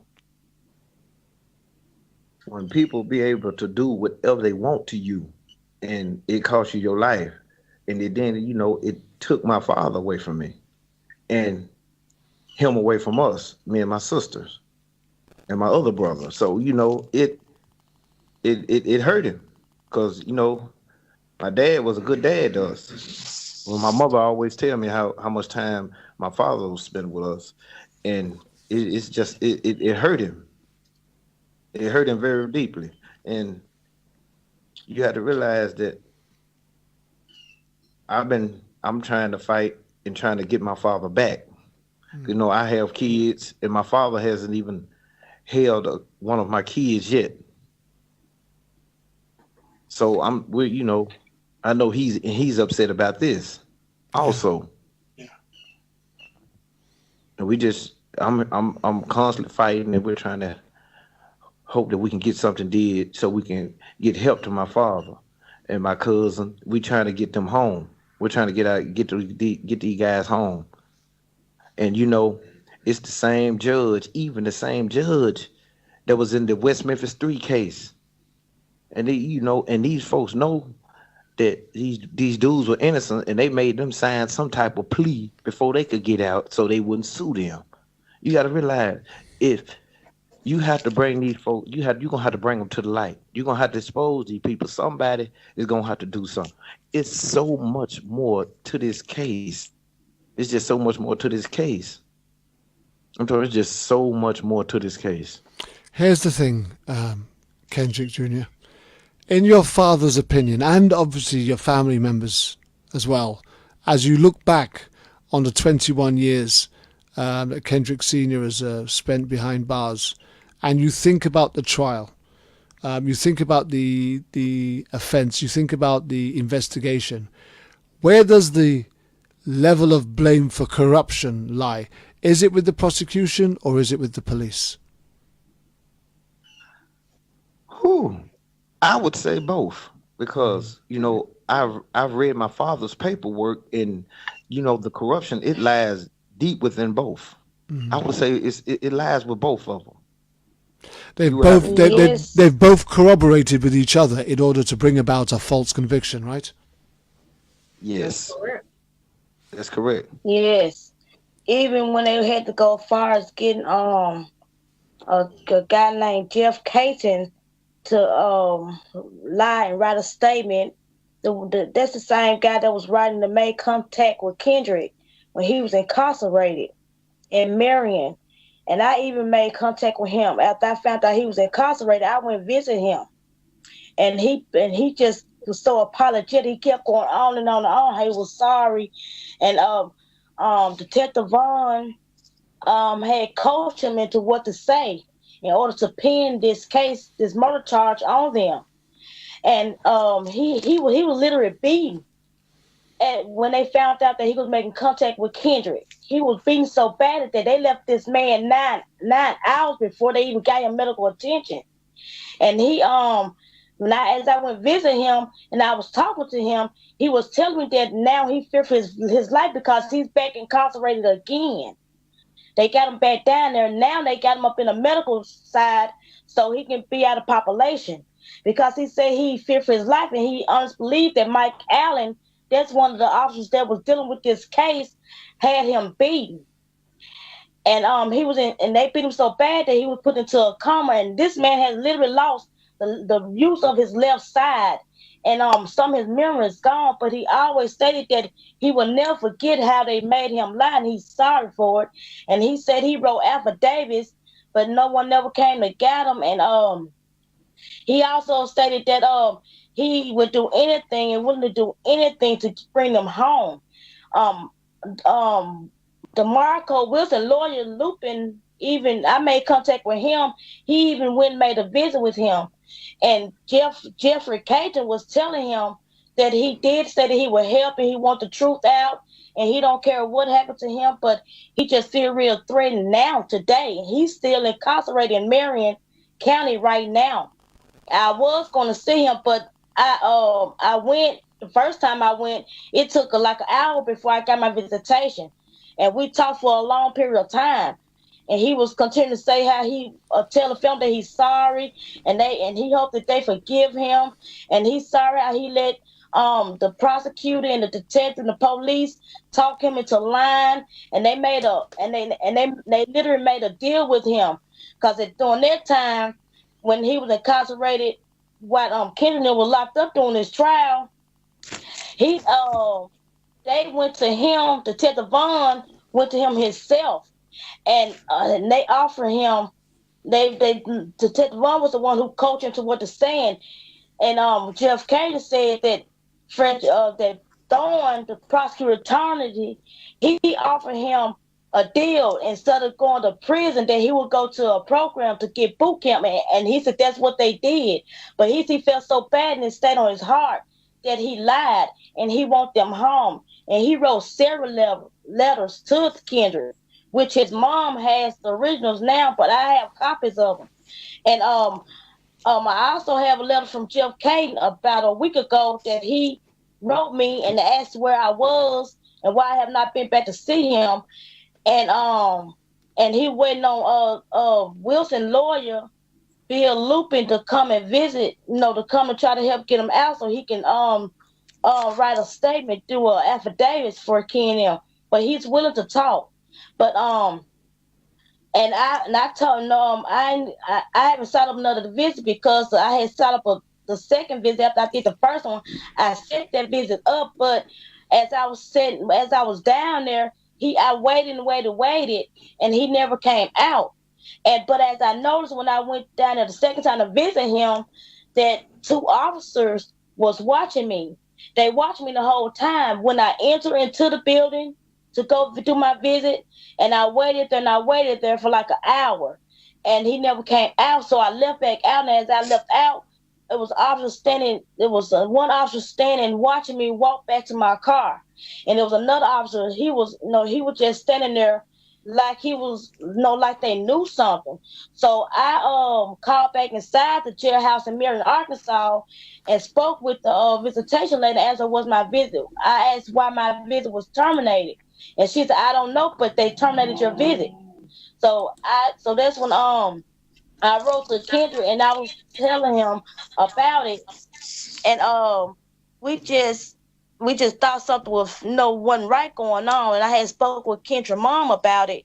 So I never made another visit down there. But after I got that letter from Jeffrey Caton, I said I'll probably try to go set up another visit. But in answer to your question, Mr. Julian, it's obvious. I don't know if you know anything about the good old boy system.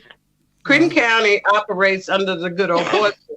So, yes, the corruption goes hand in hand, because the thing of it is the prosecutors are going to uphold the police and the detectives. The judge is going to uphold him. So defense attorneys that operate, especially state appointed, I mean, it's like a game or maybe even a cycle. But it couldn't be just one area. It has to be the from the beginning to the end, because at some point it would break down. Because how can you get innocent people convicted if you don't use the truth? That means that you have to lie, or you have to create people that will lie for you. You have to falsify. You have to intimidate. You have to bring forth what the image, or project the image, or the information, the evidence, whatever you want to call it, that's going to get the results you want. So just the total overall situation is compiled of lies and false, just a combination of all type of unfair practice and bigotry and prejudice. And it's just a combination. It's the South, it's Creighton County. It is ran the way that they want it ran. It is what they say it is. Yeah. Listen, we've got about 3 minutes left. I just want to get Kendrick Jr. back in. What's the next steps? Where do we go now in order to try and get a retrial, try and get an appeal? Try to get this conviction overturned. What do we do next? We've got 3 minutes left, and I want to hand that to you to try and put a plea out there that somebody might hear and choose to do something positive. Well, like I said, the reason we're on this show today, we're trying to plea for someone to help us, to help free my father. If someone would just look into this case deeply, and you would see all the wrong and all the crookedness and corruptness, that has involved my father and my cousin, and his charge partner. So I'm just saying, I'm needing help to free my father. That's why I'm pleading for help. I'm trying to get help. I'm trying to let the crookedness be known that's running rampant through Creighton County, Arkansas. Someone needs to do something. And if I can say this quickly, since we're running out of time, DeMarco's lawyer, Mr. Lupin, has presented or is in the process of presenting a petition to the federal level, because all of the state officers have been exhausted. I don't think anything is going to happen in Arkansas. It's going to take outside of the Arkansas. So we're praying for the federal level, which is our next step. So hopefully this opportunity to speak came at a great time. If there are people listening that can put pressure on people in position to not just let this case pass by their desk, to take a look at it, We're seeking every outlet that we can possibly reach. We don't have a problem trying to follow through the channels that are available, but what we have a problem with is every time we take the step, then we're knocked down. So we know Arkansas and why nothing will be admitted in that state, but we are preparing to move to the next level. So that's where we need as much support as we can. Prayers, definitely, but anybody that's able to help us as we take this next step on a federal level, that's what we're asking for. Okay, well, listen, thank you very much. We've actually just completely run out of time. I've got about 10 seconds left. I just want to thank you all. That's Doris Wilson, Kendrick Gillum Jr., Shirley G. Roberts, Lachelle Gillum, and Cynthia Hall, who've all taken part in this show. I want to thank you very much for joining us and sharing Kendrick Gillum's story and DeMarco Wilson's story. And we're going to try and get back to you guys soon, rebook another show where we can update people on where we are and where we go next. Thank you very much. We're out of here. Thank you. Thank you. Thank you.